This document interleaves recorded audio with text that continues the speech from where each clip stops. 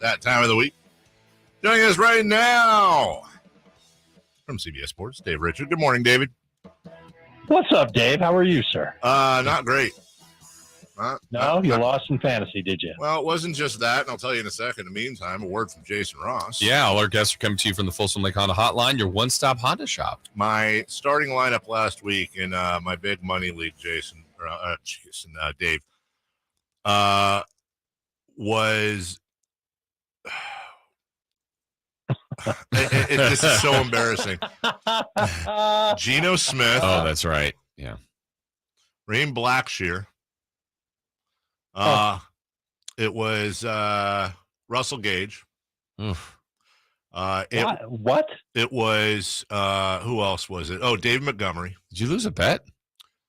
Antonio Gibson. Alec Pierce. Amon-Ra St. Brown.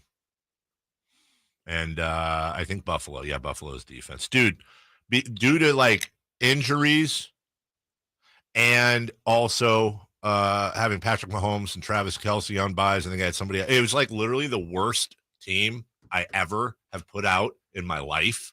And yeah, I got smoked. It was like not only that, I played the team that had the most points in the league. We've all had weeks like that, I guess, but I don't think I'm like embarrassed. Embarrassed, David. But it's still better than having a team that was competitive and then losing by like 2 points. Yes.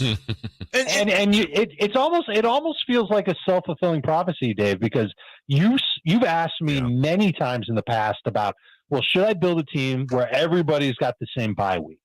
And after you ran through all the luminaries that you started, including Baba Blackshear, you told me that Mahomes and Kelce were on bye, and I can't help but think that maybe you had some other players that were on bye, and you kind of did what you've talked about, which is loading up to lose on purpose for 1 week so that you've got all your guys the rest of the season. And if that's what you did, whether consciously or subconsciously, I would say mission accomplished, and you shouldn't feel embarrassed at all. Actually, a great point. Yeah, there you go. Well, and I would think this week, Dave, that it could happen to quite a few people with 6 teams being on a bye. And if you waited till, I don't know, today or yesterday or tomorrow to try to do a pickup, I feel like people can get burned this week if they aren't paying attention to their roster.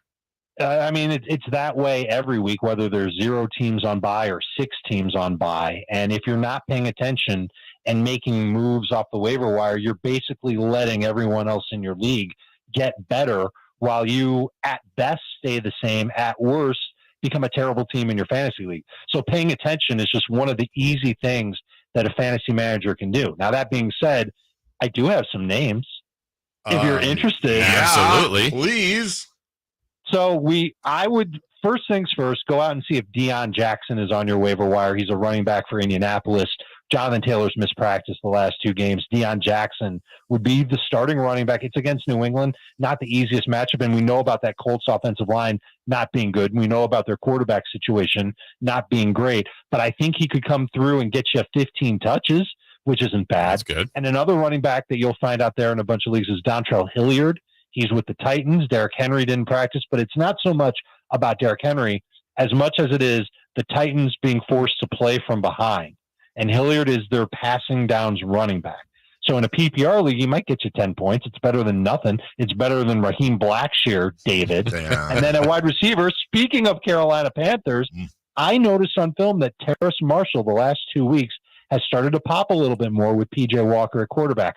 21% target share. That means he's getting 21% of the throws that the quarterback's having. That's usually a pretty good barometer. And he's had 3 end zone targets in the last 2 games. So they've been looking toward him for touchdowns. And I think it continues. I think Terrace Marshall could be somebody that fantasy managers could pluck off the waiver wire right now, and they can decide to either wait to see what happens with him or even start him as a number 3 receiver. Dave Richard with us. You know, the 49ers are on a bye this week. I want to ask you, though, for next week, because you're going to have Elijah Mitchell more than certainly back. You're going to have Deebo Samuel back. They're not going to be completely healthy, but on offense, they're going to be pretty close. So you've got Ayuk, you have Deebo, you have Kittle, you have obviously Christian McCaffrey, and you have Elijah Mitchell, which I'm sure most people would not be starting. My question for you is this.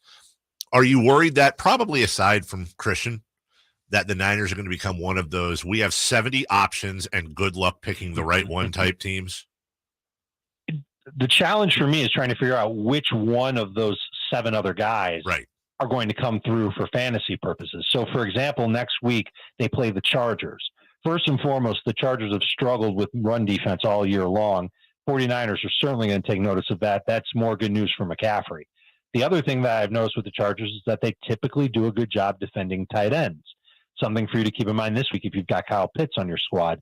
That could hinder George Kittle a little bit, and it may even influence the play calling to take shots downfield. Obviously, that would be good for Debo. That would also be very good for Brandon Ayuk. I think those 2 guys can end up being decent starters. As for Garoppolo, I think just the fact that he's got Christian McCaffrey in his backfield and he can throw to him makes him a borderline start each week, almost regardless of who they play. But the fact that they've got the Chargers, then the Cardinals, then the Saints, Dolphins, they've got a lot of teams that are willing to give up those short throws. I think that'll help Jimmy Garoppolo. If he's on the waiver wire, you might want to consider stashing him, especially if your starting quarterback hasn't had a bye yet this year. You could use Garoppolo to fill in that bye. Dave Richard joining us. At first, I thought this question off the text line was Dr. Lamar or Tua. It's DR, isn't Dave Richard. It threw me. Lamar Jackson or Tua Tagovailoa? I've got Lamar higher as of now, but if we learn before Sunday that Mark Andrews is not going to play, I think I would pivot to Tua against Chicago. As good as the Bears' pass defense has been, and they've been low-key good even with a bunch of rookies, they just traded Robert Quinn. They just traded Roquan Smith. This is a team that's going to struggle to get to the quarterback, and I think Tua should have some pretty easy numbers here. From the 209 is Keenan Allen worth keeping? I'm tied for second, and I have Juju, Scary Terry, Jacoby Myers, and Tyreek Hill. He's been hurt all year. Yeah, he definitely has, and it doesn't sound like he's going to make a comeback anytime soon. So I'm not as nervous to drop him as I was a few weeks ago. You still might be able to get something for the name value in trade. I'm not talking about turning him into a starter, but maybe a bench player, maybe trading him plus another receiver to a team that's a little bit thin at receiver for one decent player. You basically have to view him as a throw-in at this point in any type of a deal. I would not be surprised if he came back at some point this year and became a good PPR wide receiver, but it doesn't sound like that's going to happen in the next couple of weeks. Dave, as far as the Raiders go last week, they were so awful. I mean, just it felt like out of character, felt like an outlier. But for those that have been playing Jacobs and getting great results, Devontae Adams, even Carr, was that a one-game outlier, or should any of those guys be worried if you have any of them? I watched the film, and I think it's a one-game outlier, and I think the biggest issue with the Raiders is the offensive line. They were absolutely atrocious, Colton Miller especially. Shout out to him for really playing terrible.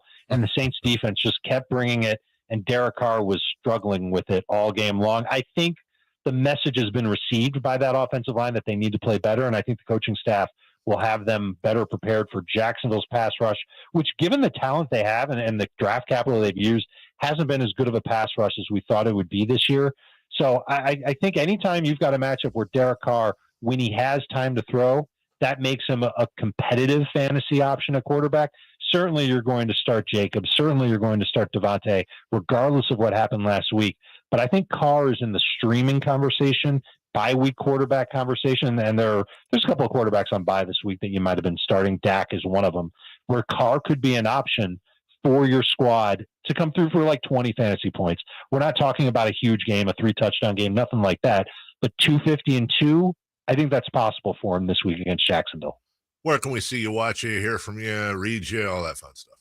I'm rolling on to CBS Sports HQ at 9 a.m. your time out there in NorCal. We're going through every game. We're dropping DFS plays. We're dropping player props that we like, start sits. We do this whole rapid-fire breakdown of the entire Week 9 slate so that people have a good idea of who to start and sit in their fantasy leagues. Starts at 9 a.m.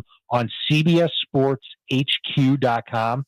or on the free CBS Sports app. And Dave, it's free to watch. You don't even have to give your email address. No way. I'm in.